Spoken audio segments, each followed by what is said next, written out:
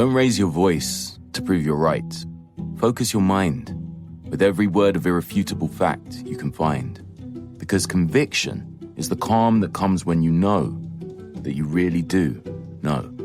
People who read the Financial Times know that they can shape their own perspectives with confidence because their viewpoints are informed by genuinely unbiased journalism. Clarity and conviction. Source, FT. Subscribe to the Financial Times at ft.com/sourceft. When the flu is keeping you up at night, don't try to tough it out. Knock out your flu symptoms with NyQuil Intense Flu. You got this. It provides powerful relief of your flu symptoms so you can sleep well through the night. NyQuil Intense Flu. The nighttime sniffling, aching, fever, best sleep with a flu medicine. Use as directed. Keep out of reach of children. The kettle's boiled, Vic. Great. Perfect timing. Just a dash of milk for me, please, mate. Here you go. Shall we get started then?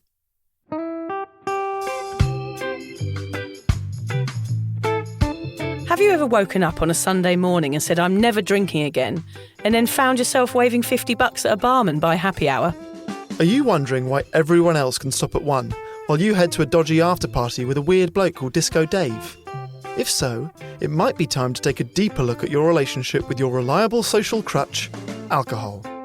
On each episode, we'll investigate our own dysfunctional dealings with booze and find out if it's possible to stop this deeply ingrained habit before things get too messy. Yep, we're going to open up a shame shed of humiliating drinking stories to help you understand why waking up from a booze coma each weekend with a kebab sticking out of your top pocket might actually be negatively impacting your health. Hamish and I are here to delve into what it's like being sober, an unwanted warts and all look into why giving up those cheeky pints or putting down those mummy wines will make you feel happier, help your anxiety and mental health, and turn you into the most sparkly, authentic version of you. Won't that mean I become boring though, Vic? Well, Hamish, we'll just have to wait and see. I'm Victoria Vanstone. I'm Hamish Adams-Cairns. And this is Sober Awkward. So I must ask you, what is the most immoral thing that you've ever done? Wow. That is a punchy start to any episode. You immediately want to basically ask me to pull down my pants and reveal some awful shit I've done. Humiliate yourself. I stole from a night market in Hong Kong. I've obviously lied to my parents about all sorts, but certainly drinking stuff. Any prank that has involved human poo, I'm not necessarily proud of from a moral standpoint, and there have been a few. What sort of prank involves human poo? What, do you really want poo details? Somewhere? Do you I want details one poo event, please. Okay. I mean, bear in mind, I was in like male boarding houses at school, okay? So poo pranks were not totally uncommon. You know, a sink has got the bit underneath it which you can unscrew. You know, if you drop your ring in a sink, you might unscrew that bottom bit and it's sort of gooey in there, but you'll find your ring. Yeah, the S-bend. Pop a shit in one of those and then screw it back on and they can't figure out why their room smells. That's that. That's pretty rough. Judge me all you want for that. I am surprised by you, honestly. That is quite out there. A teenager. Yeah, but Hamish, you're quite square. It got done back to me. Same thing, back to me. Yeah. That's why I feel bad about it, because I know what it's like to clean that. And for some reason, cleaning someone else's poo is much worse than cleaning your own poo. No, that's pretty awful, Hamish.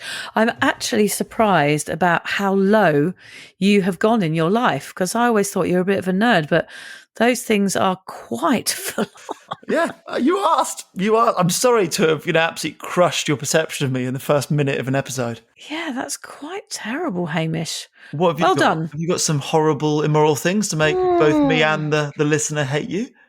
Well, I stole some money from a cash point once. I have stolen someone's car. Whoa, okay, wait, hang on. So when we walked off, the cash popped out. She'd forgotten to take it. She just walked off and I took the money and ran away. How much? I stole a friend's car. It was about 50 quid. I stole a friend's car and drove it around Brighton. It was a Beetle and I drove around in her car and she didn't know anything about it. She still doesn't know. I sold fake drugs to a child once. Yeah. I'm surprised that's third. Why was that not the first most immoral thing? It was fake drugs, so it was okay. It was fuzzy felt board. What? How much money? like 10 quid or something. It was years How and years old was ago. the child? Quite young. 12 maybe. I don't know which part of that is the least moral. Like, is there Let's move on. 3 immoral acts in one act there? Let's move on from that one. I did put a potato in the exhaust pipe of someone I didn't like once. Did you watch it at university? No, I never found out what happened. I just popped it in there and did a runner. I like it. Of course, I've eaten my sister's sweets and, lied to my parents. The other thing that I just thought of actually, Hamish, which is, I think I've talked about it before, which is the worst thing that I've ever done, which was to lie to someone at university that I had been in a car crash. Or I think it was that my friend had been in a car crash and that I was at the hospital, which is why I couldn't come and do the assignment that we had planned to do together. Oh, no. And she was really sympathetic to me and really, really kind about it. And the next time I saw her, I had to continue the lie to say that we'd all been in this crash and my friend was really hurt. And I had really, really bullshitted for really no stupid reason.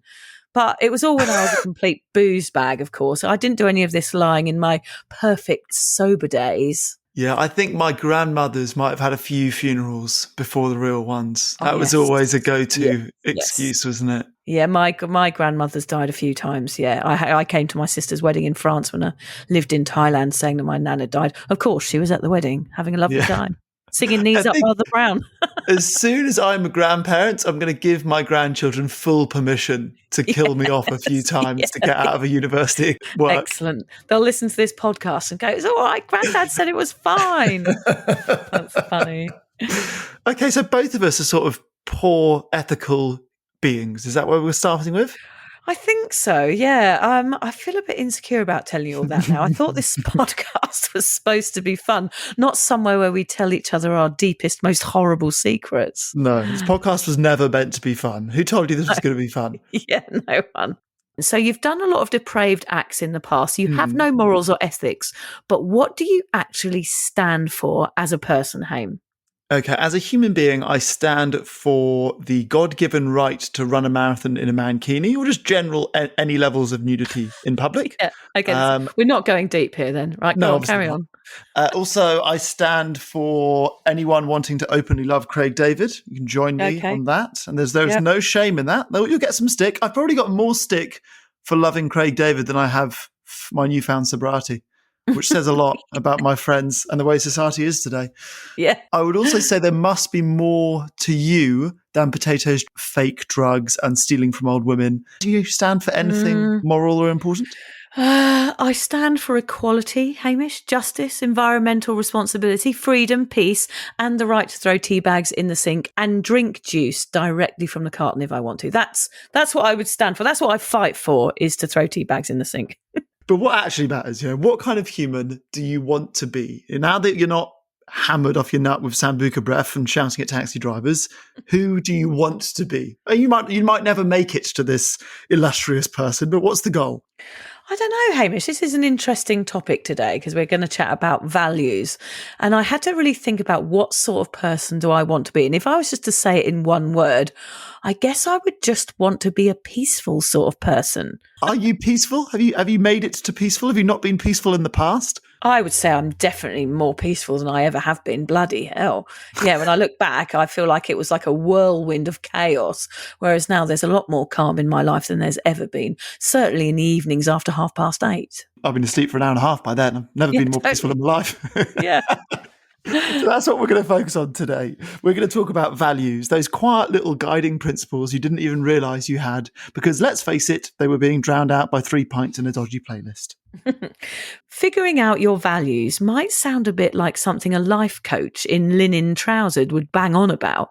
But here's the thing, knowing what's actually important to you can make all the difference in staying sober.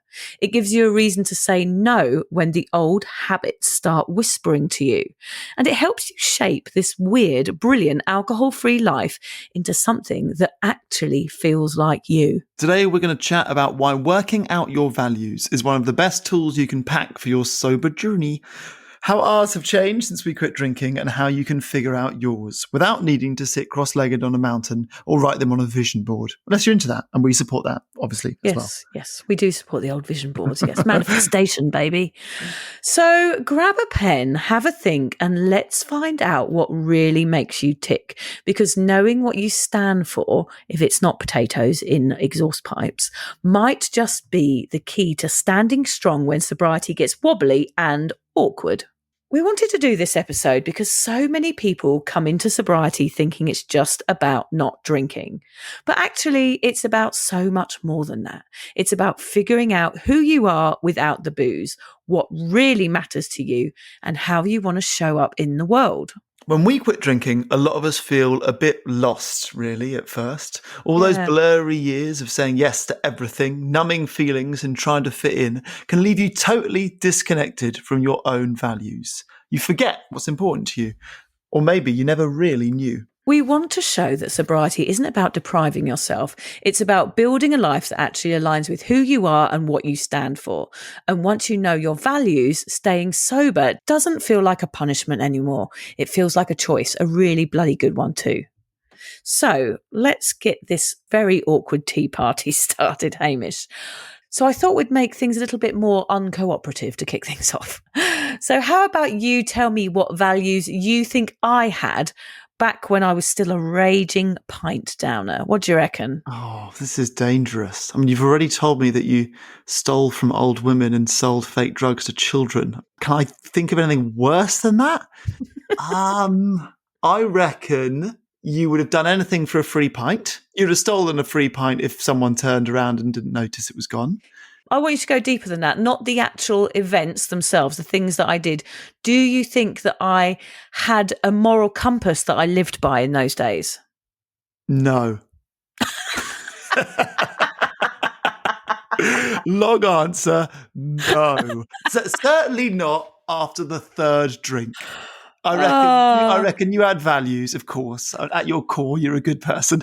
But I reckon after the third drink, zero values were had. Oh, that's really funny. Yeah, that is worrying. I think you're probably right. Your nickname was the Flies, Vic. Your nickname was the Flies. I know. I know. It's very blunt, though. It's very blunt, but I do think you are actually correct. I don't think I did have any values. In fact, I don't think I even knew what they were or why they mattered. And I probably couldn't have even worked them out if you'd asked me. This e-popping numbnut never really knew what values were until I went to a parenting class a few years ago. And they sat us all down. They were like, well, one thing we need to work out if you want to be a good parent is what are your values? And I was like, I think I'm probably worth a few £100. And I was like, I really didn't know what they were talking about because I'd never, ever looked into it. And I'd never thought about it. I mean, I knew I was a good friend here and there, and I knew that I could make people laugh, but I've never really understood my values. And the chappie from the school had written all these different values out on little bits of paper, and we had to step to the front of the class and choose what values represented us. I always think so negatively about myself that I was kind of looking for selfish, underprepared. I wanted to pick out all of these bad things, but of course, when we're talking about values, there aren't any bad things in there. It was stuff like patience and kindness and love and respect and all these other things. And I had to pick out 5. And honestly, I found it very, very hard because I had never, ever thought about myself in this respect. I had never ever considered my own values. That's hard for me to admit. I didn't actually know what they were. I think as a drinker, there was no thought into how I wanted to live my life. My only thought was, whose round is it and can I get a lift to the pub? I had no morals. I'd sniff a line of white powder from a toilet seat and sleep with someone's boyfriend if I felt like it. If someone bought me a drink, I was theirs for the night. That's how ridiculous and casual I was with any of my decision making. If I did have any values, I think they were hidden under beer and I couldn't see them. I think the problem was I never once paused the shit show to see what I was actually made of. Probably because I didn't have a very high opinion of myself back then. I was a bit of a mess with no direction. I had no idea who I was. So how am I ever going to know my value if I have no idea who I am? But I think in comparison, tell me if I'm wrong, I'm guessing you have always had quite good values. Like, I would say yes to you if you asked me if I had values, not that very blunt no that you said to me. I think you probably knew what you wanted in life and have quite a good moral compass. Am I right? Well, I would say yes and no. I think similarly to you, I was aware of what values were, but not necessarily aware of what my values were, if that makes sense. If only it wasn't, Yes. it took you until a parenting class. It took me until even more recently than that. I started working in this job, and the company I work for have got these 5 clear values. Our values are 1, 2, 3, 4, 5. Right. And they say, what are yours and how do they align with the company's values? I thought, I never really thought about what my values are. And yet you certainly that's don't strange. isn't it? But Yes. I would say I don't feel so stupid now. I felt embarrassed that I didn't really know what my values were. But I would say it doesn't take long to think about, like when I started thinking about what mine are, it became very evident my top 3. I just never had the time to stop and pause and think about it. And I would be surprised if anyone in their 20s, when they're drinking as heavily as you and I drunk, ever pause to think about their values, like in what scenario is a 23-year-old who's at uni stopping to talk about their values? You might have them, but you're certainly not aware of what they are unless you stop and think about them, if that makes sense. But I think in reflecting to your question about drinking, in all honesty, I was quite a good drunk in that you'd meet me and not necessarily know if I was drunk. I wasn't getting into punch-ups. I never cheated on a partner. I never robbed an old woman at an ATM. Like, I never did anything all that extreme. I guess I did things that were... We shit in an West End. That was sober. I can't even blame drinking for that. I did do things that were uncharacteristically dangerous or immature or reckless. I guess from a values point of view, drinking didn't change me too much, but I certainly didn't have the introspection to have conversations like this. Before we dig into how values have changed since we ditched the old crazy juice, let's find a little more about values and why pinpointing them can aid sober living. What's the definition, Hame? Okay, so the definition of a personal value is that personal values are the fundamental beliefs and principles that guide your decisions, actions, and behaviour. They represent what matters most to you in life, like honesty, family, freedom, kindness, or success, and help you decide what's right or wrong, what to prioritise, and how you want to live. Okay, so in short, they're kind of the invisible compass that points you towards the kind of person you want to be. That's quite hard, isn't it, to do when you're drunk? Any sort of reading of compasses after a few bevies is never going to point you in the right direction, is it?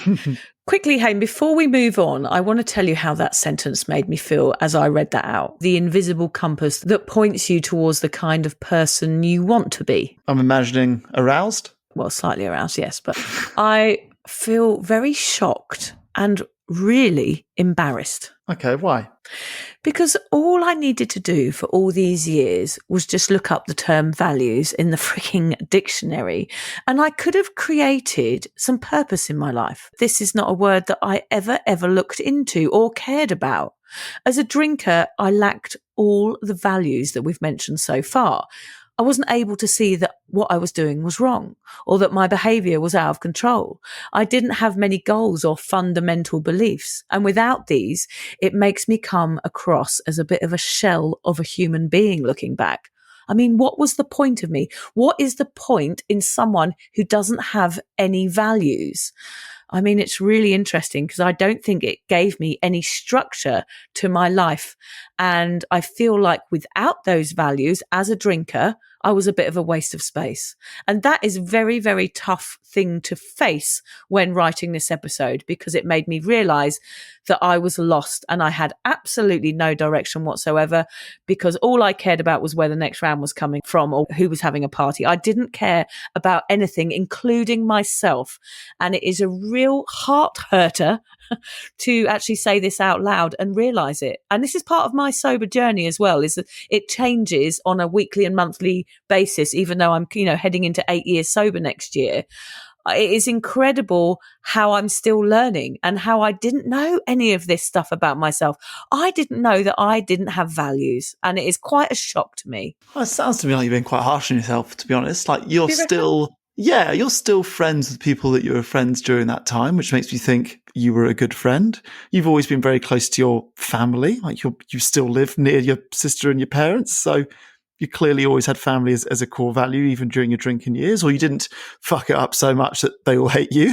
So yeah, I don't think you should really feel shocked and embarrassed. I think all that matters is that you made it out alive and that you're still close to the people that you love and you still have relationships with them and you still have values now that you seemingly had then. Maybe you just hadn't labeled them or identified them then because you're fucked up a lot of the time. Yeah, I think this is maybe a good opportunity for everybody else that's listening to do this, because I think it will help with sober life, weirdly enough. I think as we go, if you're listening at home, try and write down what you think your values might be from this list. We're going to go into it in a second. We're going to make this into a diary entry for you so you can look back and read it if your sober life ever gets really complicated. We hope by really identifying our values here together today, we can fall back on them when times get tough. And I've never had anything to fall back on before like this sort of structure. And that's why I think this is going to be so helpful to so many people listening today. Okay, Hamish, I gave you some homework before we started this podcast today, and I just sent you an email and it said, write down what your values are. And can you read that out to me, please? Yeah, thank you for the homework. That's just what I need. A little bit of extra admin to squeeze into my busy life. So yes, but no, happy to do it. I would say my top values are empathy. I don't particularly like bitching about people. I'd rather look at them with empathy. I always remind myself that everyone in the world, when they see someone, and it might be their mum or their best friend or their brother or whatever, that person is thrilled to see them. So even if we don't like them, they are the world to someone. So I try and look at people with empathy.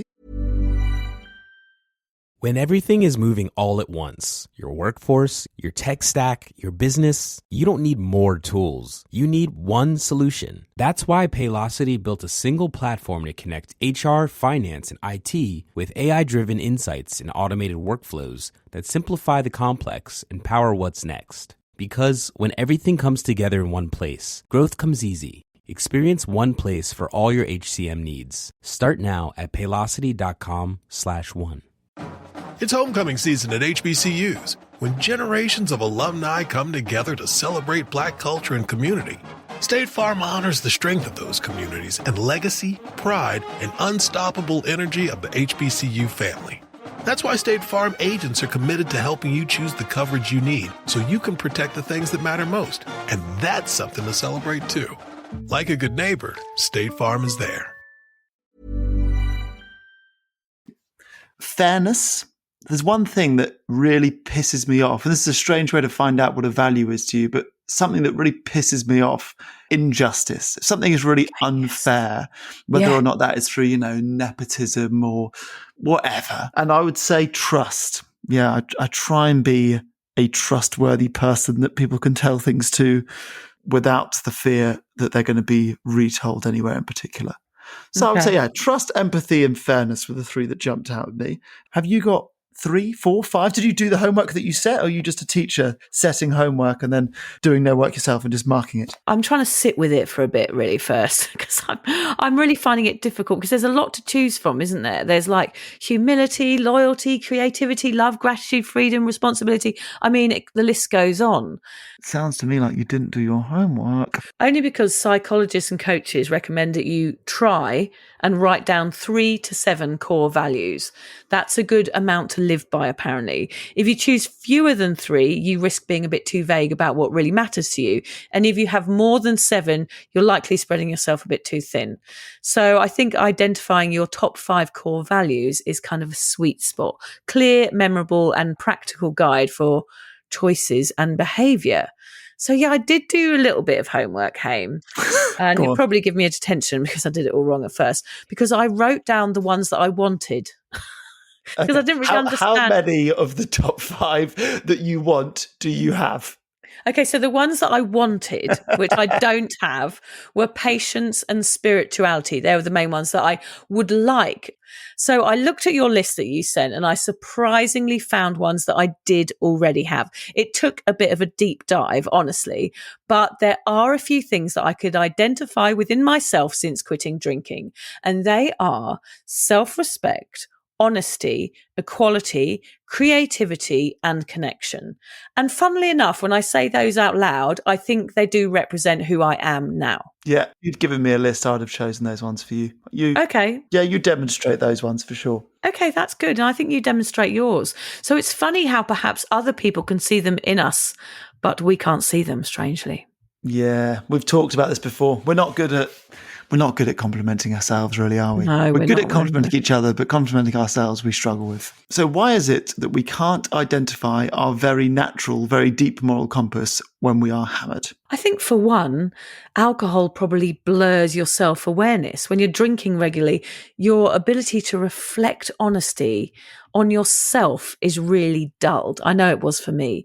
You're often stuck in a short-term thinking like, where's my next drink? Exactly what I said. And how do I fix what I messed up last night? So you're not really stopping to ask yourself the bigger questions like, what really matters to me? And maybe we tend to live by others' expectations when we drink. Alcohol often keeps you tangled in people-pleasing, following social norms or numbing feelings of being out of place. You go along with what others want, staying out late, partying hard, even if it's not truly aligned with your own needs or beliefs. Yeah, you sort of follow the crowd. So in comparison, I think sobriety gives you clarity and space. When you stop drinking, your mind and body begin to clear. You finally have the mental bandwidth and emotional stability to ask yourself deeper questions. Without the fog, you can hear your own voice again. I love it. Sobriety forces you to face discomfort instead of avoiding it. The hard feelings you used to drown out come bubbling up. And while that's tough, it also shows you what's important to you. For example, you might notice how much integrity, family, or health actually mean to you now that you're not numbing or escaping them all the time. That's so true, isn't it? I would say, how many drinkers that we know would say that health is a value of them? I probably would have gone, oh yeah, like I run, I do marathons, health's important to me. Yeah, I get drunk 3 times a week, sure. But you sort of forget that there's some misalignment there. So do you think your values shift as you heal or change the longer you're sober, Hame? I think naturally, the longer you're sober, the better you understand yourself and the more you realise that the person that you are now probably wasn't the person you used to be. You know, we talk about thinking you're a party animal and suddenly go, actually, I'm a huge introvert that loves cozy nights in. So I would say certainly it changes. I think a lot of people that find what they thought was important while drinking, like status or popularity or wild stories, get replaced in sobriety with things like honesty, peace, like you mentioned, connection or growth. I think that happens all the time. It's funny how, isn't it, Hame, when you go into sobriety, like even you who didn't have a problem with alcohol, do you feel like your joys have changed? Like what you enjoy, has that completely been replaced by something new? Yeah. And I can't put my finger on if that is parenting or if that is sobriety. Maybe it's a combination of both, of you taking more care of yourself. I think it might be. Or is it like a desperation to find fun because suddenly I'm staying in with children all the time? It's such a different life to going out drinking and partying. You're like, right, I need to find immense joy just to stay alive in something really ordinary. But I think your joy has changed. Like your joy is now your children. Your joy isn't going to the pub and, you know, you're accepting a different type of joy. And I think that's actually what sobriety is. You're not going to get the highs or the camaraderie or that feeling of, you know, what you feel when you go to a party and how you're the life and soul and everybody likes you. That stuff kind of falls to the wayside, doesn't it, when you get sober and you realize that it doesn't really mean anything. I always it reminds me of like sitting in toilets at raves in the early 90s and feeling like everyone there was your best mate and sharing chewing gum and having your arms around people saying this isn't ever going to change and we're going to be like this forever until we die. And then now I look back and go, that meant nothing. What matters now is family and love and respect and kindness and all of these values. And that's what I mean when I was lost and I didn't really know what I was doing, was that I was at places like that, thinking in the moment, thinking about what was making me happy from a minute to minute basis. Whereas now things have shifted and it's more about a kind of overall happiness, isn't it? Rather than hits of happiness. It's kind of a dopamine that's spread out throughout my whole life rather than get it in fixes. Does that make sense? I agree. Yeah. I tell you what I've sort of noticed about myself this week actually is that I I'm grateful that I haven't got the bandwidth to sweat the small stuff anymore. You know, like work drinks or office politics. Got to get home to my kids and family. Like that's the more important big stuff is what I'm spending my time on now, rather than the little stuff that would have been my world when I'm 23. You know.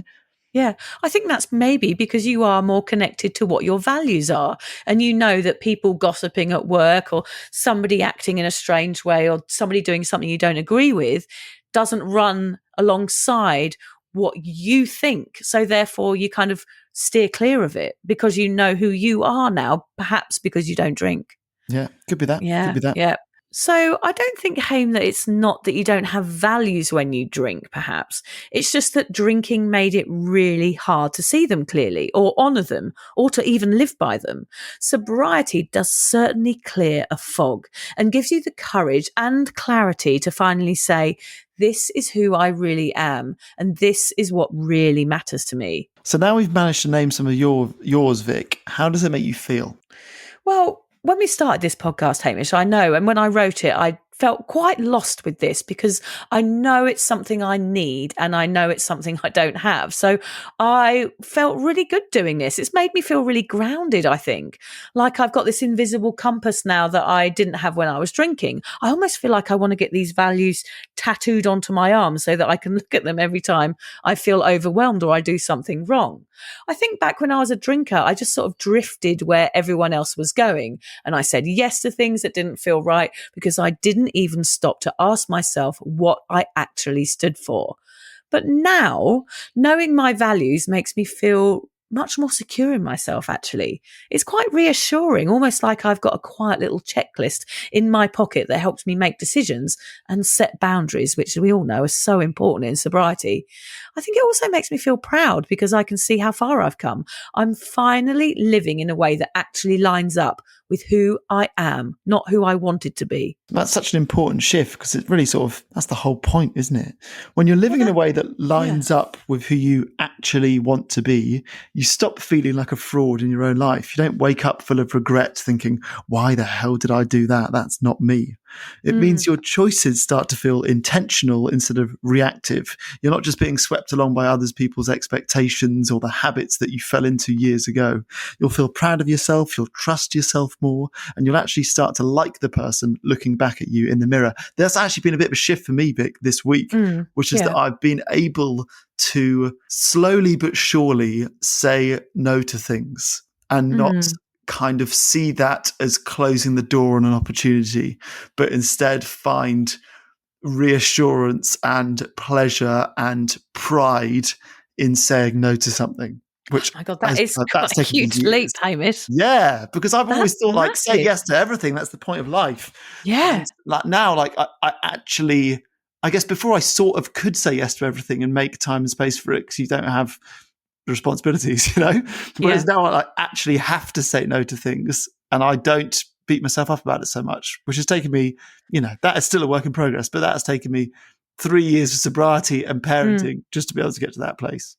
I think part of it as well, Haim, is knowing your priorities. That probably comes with values as well. Knowing what you want for yourself and putting yourself first sometimes. Because I know you and I are both terrible at that, aren't we? And I don't turn up for things now, which I have never, ever done before. Like if I don't feel like going to something, I'm like, no, I'm sorry, I'm out, which is not the person I was as a drinker. And that's the transition that we've both made. And what people are listening are going to feel when they give up drinking is that things change and you get to know who you are and particularly what you enjoy and what aligns with your sobriety as well. Because obviously the old stuff that you used to do doesn't align at all. And you start to realize that perhaps you were someone who didn't take care of yourself and that's not who you want to be anymore. So having values is about knowing who you are. We want warm, calm days, quiet nights, a hot cuppa, maybe a little foot massage. Are you into foot massages? Yeah, but John doesn't give them to me hardly ever. Well, I was going to say, like, giving them is pretty unpleasant, but receiving them is great. Yeah, I'm more of a receiver than a giver, Hamish. That's always too much information.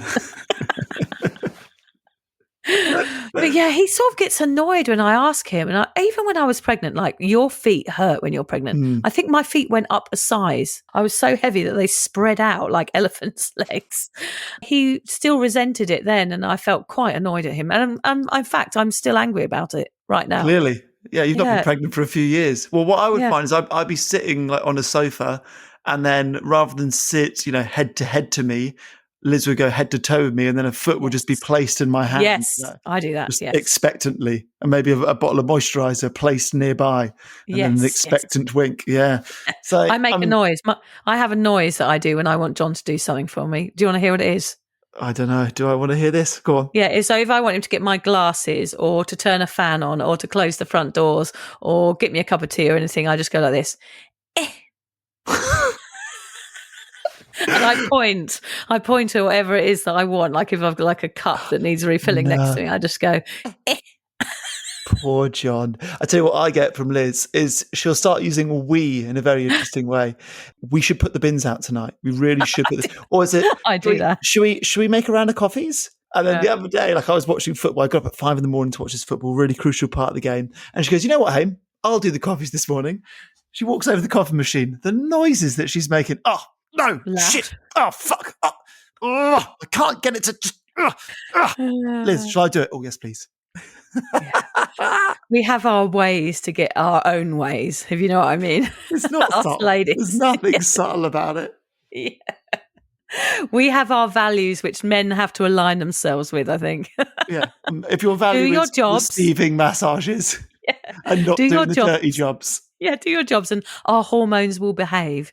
Don't do your jobs and they'll go completely haywire and you'll have to deal with the mess. I think all of this values chat, Haim, it got me thinking about how I want to be remembered when I die. So having this chat has made me realise that I don't want to be remembered as someone that partied hard or someone that fell over a lot. I don't even want to be remembered as someone that wrote a couple of books or started this podcast. I've realised today that I want to be remembered for my values. Self-respect, honesty, equality, creativity and connection. I think you can probably put them on my tombstone, Haim. Yeah, I told you that story about when I went to this funeral and the speeches were all about how great he was at his job and he was like an investment banker or something. I thought, this is so depressing. Like, if people talk about what I do for my job at my funeral, I'd be pretty disappointed. Yeah. Me too. Isn't it strange? I never really thought about it until today. But yeah, I don't want to be remembered for this work. It's a waste of time, isn't it? Not this nonsense. Yeah, not this. That's a total bollocks. Nobody wants to listen to this. I mean, it would be nice to get many thousands of people at the funeral that listen to the podcast. I don't mind that. That'd be nice. So that it lined the streets when the horse comes down with my coffin in a carriage, cheering. and rivers of tears. Now, I think that the value of the podcast of trying to help people is more important than being a podcaster or, the podcast itself, if that makes any sense. So many people give up alcohol and feel lonely. And I think somehow, weirdly, podcasts help us feel connected to people that we don't meet, or even other listeners that we'll never meet, feel like we've got this thing in common, which is we all listen to a podcast. I have that with lots of other podcasts as well. Yeah. So the reason I do the podcast is for connection, not only for a connection with you, but to connect with people who have been through what I went through. And that's the whole purpose behind us starting this podcast, is to reach those people that need that support. So yeah, the podcast is based on our values, actually, I realise now. Yeah. We haven't sold ourselves out yet.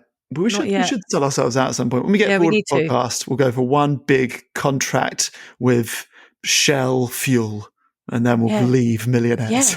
Yeah, let's just sell it. Let's just sell everything for lots of money so that we live happily ever after and become really mean and stingy and just buy boats and big chandeliers. Our last podcast sponsor will be with Guinness beer, and then we'll go and buy mansions. Here we go. Let's do this. I think knowing your values, Haim, helps you stop living like you're walking hangover and start living like somebody who actually knows what they stand for. And that's really helped me do that today. So I appreciate you sharing yours as well, Haim. I think we know ourselves a bit better now, don't we? And I feel a bit smug, actually. I just like having this conversation. I'm enjoying thinking about what my values are. Do you think you can lean on your values now? The benefit of knowing your values is that when you are faced with a tricky decision, and it might not be, do I want to carry on drinking or not carry on drinking? It could be something far more trivial than that.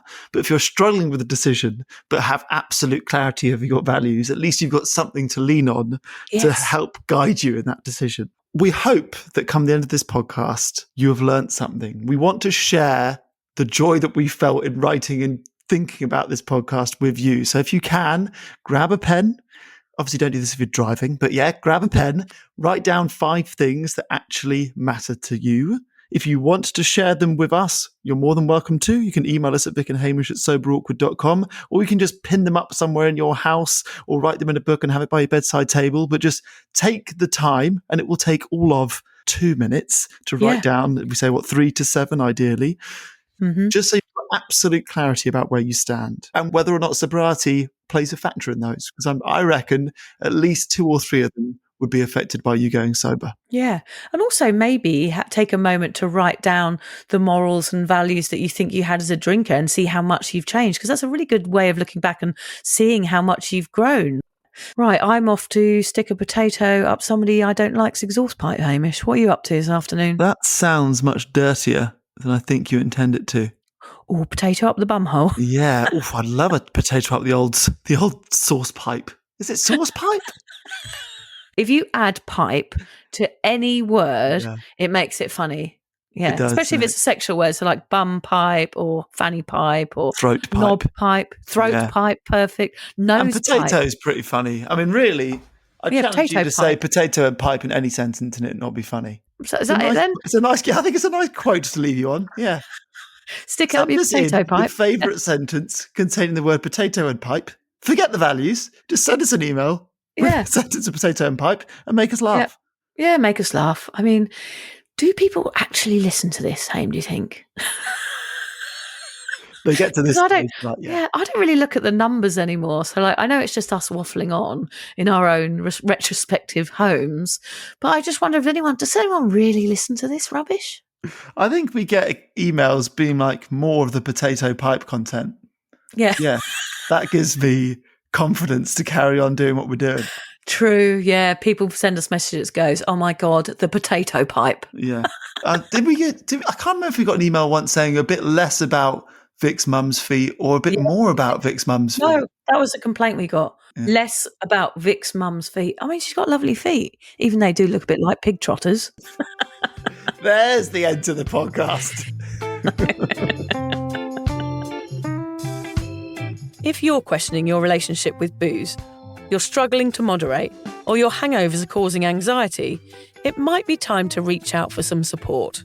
Yeah, just talk to a mate about how you're feeling, contact a local doctor, find an AA or sobriety group. Vic's got one. Yeah, just head to www.cuppa.community. Remember, if you're questioning yourself, it might be time to seek support. Even though this journey can be awkward, it is definitely worth it. And if you've enjoyed the Sober Awkward podcast, don't forget to review it, rate it, and share it with your mates. They have to share it with their mates? Yeah, of course they do. I'm not doing this for nothing, Hamish. Bloody hell. How do they share it? I don't know, just write it on the document.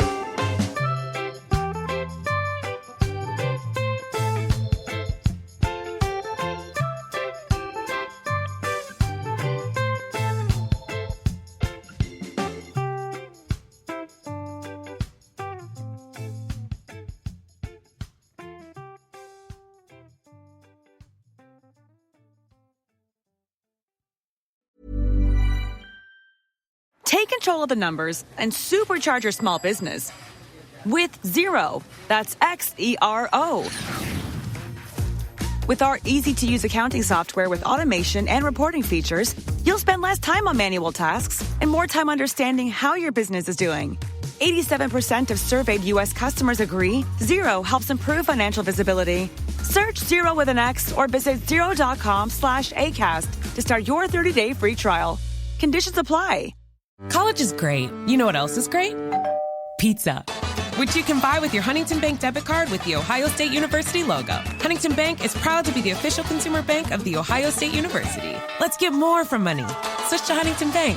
Welcome. Is anyone out there? Another salesperson enduring the endless search. Exhausting. If you want to get right to the right conversations, you need LinkedIn Sales Navigator. Whether you're looking for new leads or strengthening existing relationships at your top accounts, get right to the right conversations with LinkedIn Sales Navigator. Try LinkedIn Sales Navigator now with a free 60-day trial at linkedin.com/trial. That's linkedin.com/trial. Terms and conditions apply!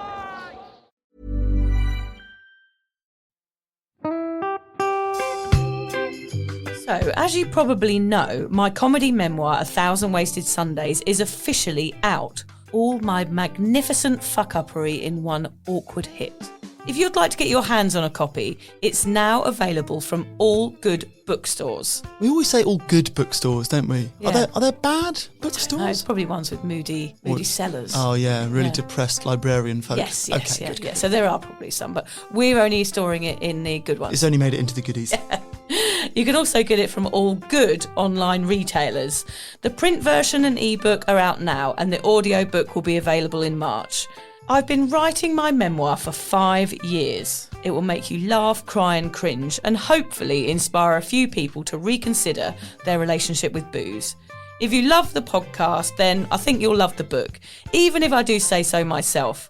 Hamish has read it. What did you think? I feel like I know a little bit too much about you now, to be honest, Vic. Look, I really loved it. It was hilarious and surprisingly moving, but I feel like I've seen you naked in a literary sense. Yeah. Does that make sense?